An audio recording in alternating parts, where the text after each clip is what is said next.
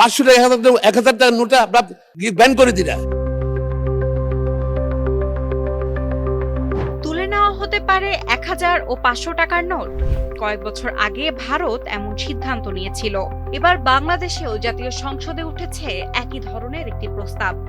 দেশে উচ্চ মূল্যমানের নোট বাতিলের প্রস্তাব দিয়েছেন সরকার দলীয় সংসদ সদস্য ব্যারিস্টার মাহবুবউদ্দিন খোকন।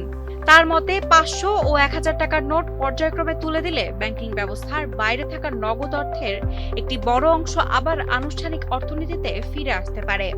রোববার জাতীয় সংসদের বাজেট অধিবেশনে সাধারণ আলোচনায় অংশ নিয়ে তিনি এই প্রস্তাব তুলে ধরেন।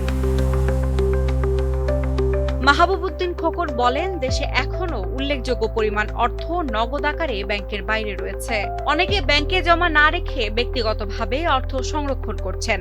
এ বাস্তবতায় নির্দিষ্ট সময়সীমা দিয়ে উচ্চ মূল্যমানের নোট ব্যাংকে জমা নেওয়ার উদ্যোগ বিবেচনা করা যেতে পারে বলে মত দেন তিনি।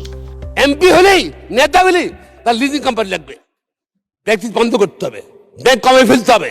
ব্যাংক দরকার নেই, ব্যাংক জনগণের টাকা দিয়ে ব্যাংকে ঘাটতি পূরণ করতে হয়, ব্যাংক কমায় ফেলতে হবে। আর ব্যাংক কমায় ফেললে এখন টাকা কিভাবে আসবে? প্রতি সপ্তাহে সর্বোচ্চবার বিকাশ পেমেন্টে 50 জন হবেন পেমেন্ট চ্যাম্পিয়ন। জিতে নিন টিভি সহ আকর্ষণীয় সব প্রাইজ।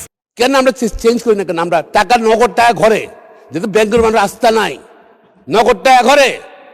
এবং যারা স্বৈরাচার ছিল টাকাটা তারা বসে রাখে, নগদ টাকা ফেলে চলে গেছে এবং ঘরে ঘর টাকা আছে, ব্যাংকে রাখে না মানুষ। আমরা 500 টাকা 1000 টাকার নোটে আপনার ব্যান করে দিলা। 2 মাসের মধ্যে টাকা জমা দিতে বলি, লিগাল করতে পারবে।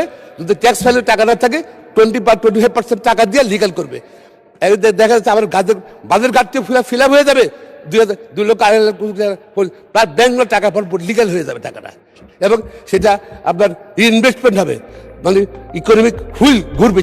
তিনি বলেন, যাদের অর্থের বৈধ উৎস দেখানো সম্ভব নয় তাদের নির্দিষ্ট হারে কর পরিশোধের সুযোগ দিয়ে সেই অর্থ ব্যাংকিং ব্যবস্থায় আনা যেতে পারে। এতে ব্যাংকে তারল্য বাড়বে, বিনিয়োগ গতি আসবে এবং অর্থনীতিতে অর্থের প্রবাহ বাড়তে পারে বলে তার ধারণা।